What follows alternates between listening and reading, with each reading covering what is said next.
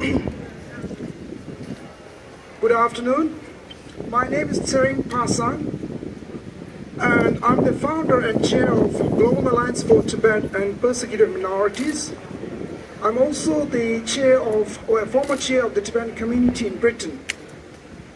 I would like to thank this important rally, the organizers, and the China Deviants for inviting me to speak. Friends, I'm very, very delighted to be with you today to show my support and solidarity with our Chinese friends here in the UK, in China, and all around the world on this poignant anniversary. The day is no doubt a dark day for the pro-democracy movement in China.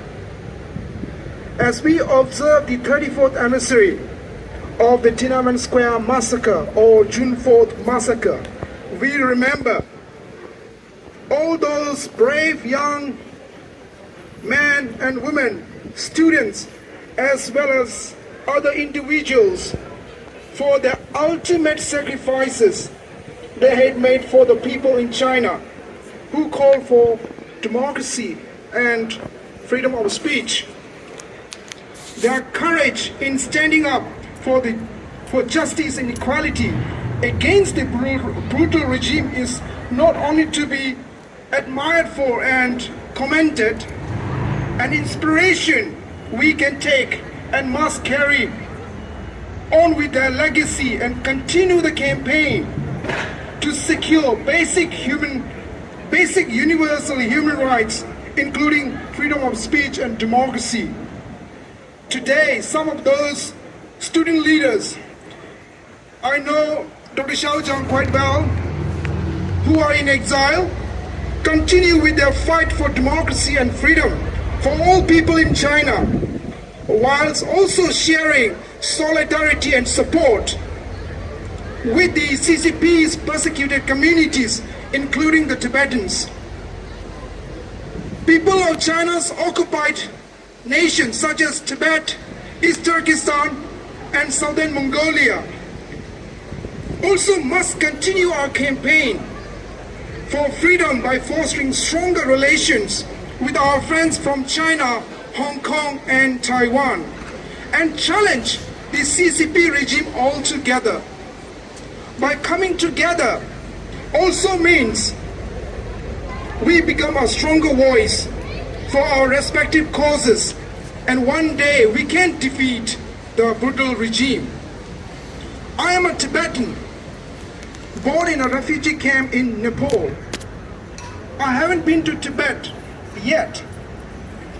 My father was a member of the Tibetan guerrilla resistance movement based in Mustang near the Nepal-Tibet border back in the 1960s and early 70s. He joined the movement when he was merely a teenager and served for 10 years. As a child, I moved from one refugee camp to another for food, shelter, and education. I believe my story is not so dissimilar from many of our Chinese friends because we all face the same CCP and its brutal regime. We know that today's regime in China uses every means to suppress our people. Tibetans continue to endure repression and tyranny under the CCP regime ever since the People's Liberation Army troops invaded Tibet in 1950. Today, nearly 1 million Tibetan children from the age of 4 to 18 are being forcefully admitted into colonial-style residential schools by the CCP authorities, with the core objective to sinicize the Tibetans. In other words, a last resort towards the annihilation of the Tibetan identity, language, and culture. The labor transfer in the name of so-called vocational training schemes from agriculture and nomadic backgrounds into infrastructure building projects low-skilled labor amounts to forced or modern-day slavery workforce are being implemented across the Tibetan plateau. Since Xi Jinping came to power, we have seen an increased crackdown on ordinary people across China, Tibet, and East Turkestan. I do not need to mention the curtailment of freedoms of the Hong Kong people, especially the CCP, especially after the CCP regime imposed the national security law. I will end by calling our leader, His Holiness the Dalai Lama's genuine support for the young Chinese students' pro-democracy movement back in 1989. After seeing the CCP authorities' brutal crackdown on the young Chinese students on television news, the Dalai Lama immediately instructed his senior aides to issue, I quote, strongest condemnation of the Chinese government and their policy of brutalizing their own people, whilst offering his unconditional support for the youngsters on the square.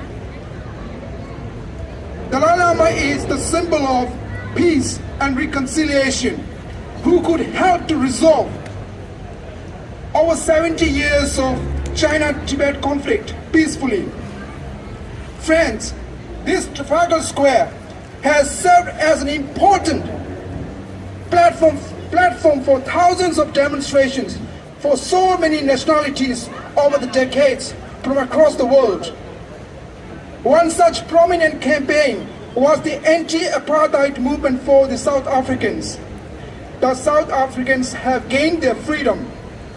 One day too, we will gain our freedom, justice, democracy, equality for all the people who are facing persecution from the CCP in China, Tibet, East Turkestan, and Hong Kong.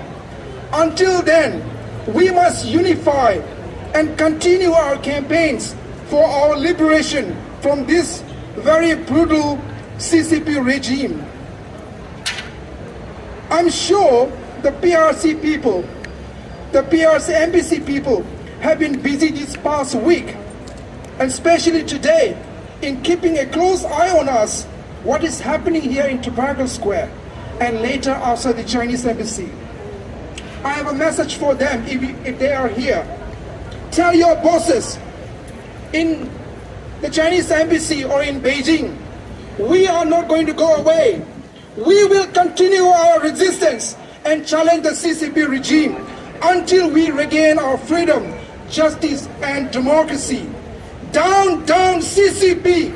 Down, down CCP! Democracy in China! Democracy in China! Freedom for Tibetans! Freedom for Tibetans! Freedom for East Turkestan! Freedom for East Turkestan! Freedom for Hong Kong! Freedom for Hong Kong! Freedom for Southern Mongolia! Freedom for Southern Mongolia! Thank you, 谢谢. Thank you.